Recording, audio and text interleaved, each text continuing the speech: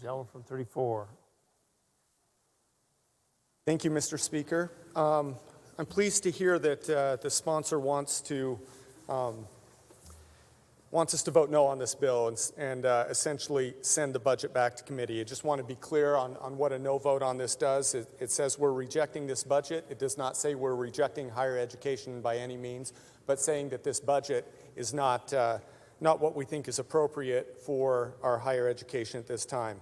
We are all aware of the problems going on in higher education in Idaho. It's become a spotlight of attention on Idaho values, American values, and what higher education stands for. Idaho is being watched across the country. We have seen in Idaho, just to point out a few items, there's problems with social justice and critical race theory, not just being taught, but being activated on campuses, promoted, using university resources, using taxpayer dollars. And just to be clear, I handed out a definition on what critical race theory is. There's various definitions, but all of them have to do with generally this, dividing people into categories. It is identifying some sort of an aggrieved minority who is being oppressed by some sort of oppressive majority, oftentimes termed as those in white privilege. It is a systemic problem at our universities. It's baked into the curriculum and into the campus culture. It is going to take effort to remove it. One way, this body tried to send the message last year by taking 3 tries at the budget. The hope was that higher education would get the message and show positive action towards having a higher education system that better matched the values in Idaho. Unfortunately, it seems to have doubled down on its social justice mission and critical race theory.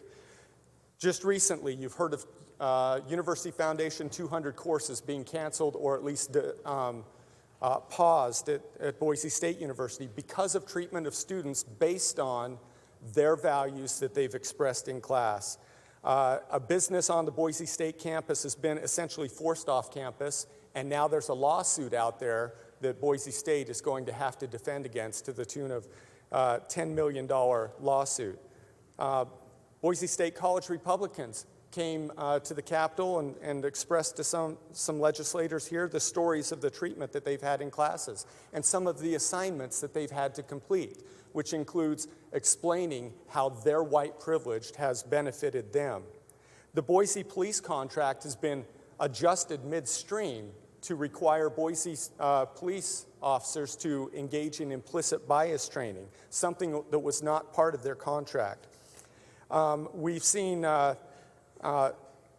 support for social justice groups, including Black Lives Matter, and their presence on campus. In an email, I have an email from a professor who is encouraging students to participate in Black Lives Matter protests and telling them how to do it, what to say to officers, how to deal with tear gas in their eyes, basically a training program for being a good protester.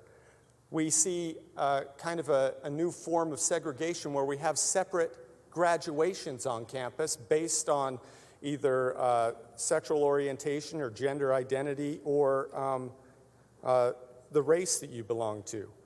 Departments and offices on campus. Recently, an adjunct professor from one of our universities was arrested for vandalizing a statue in a public park.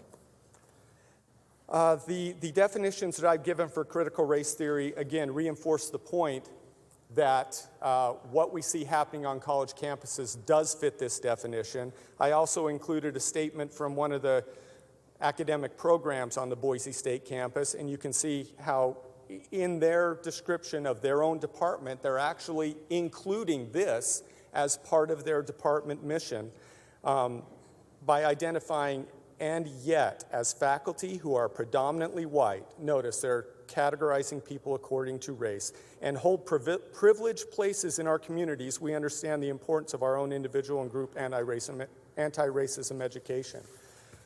I understand the noble intentions, but the process of doing that reinforces exactly the problem we're talking about.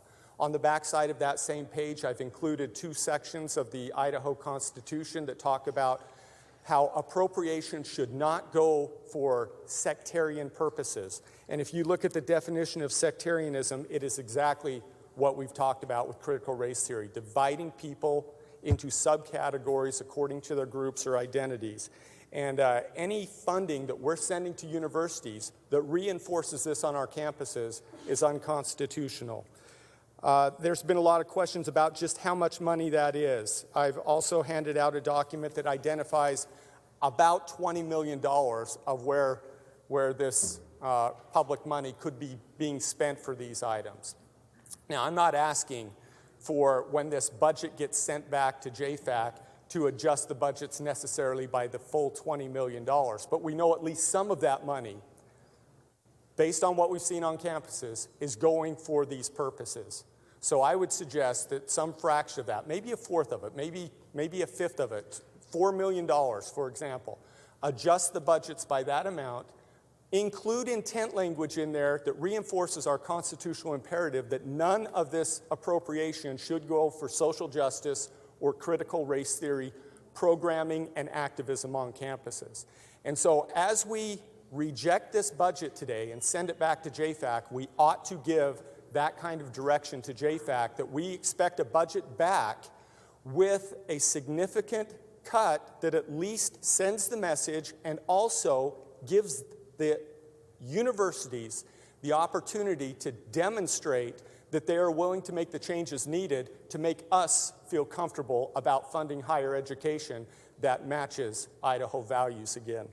So hopefully that can be the message we send today. We can talk about the intent language too that makes sure that that money is spent according to our constitutional imperative.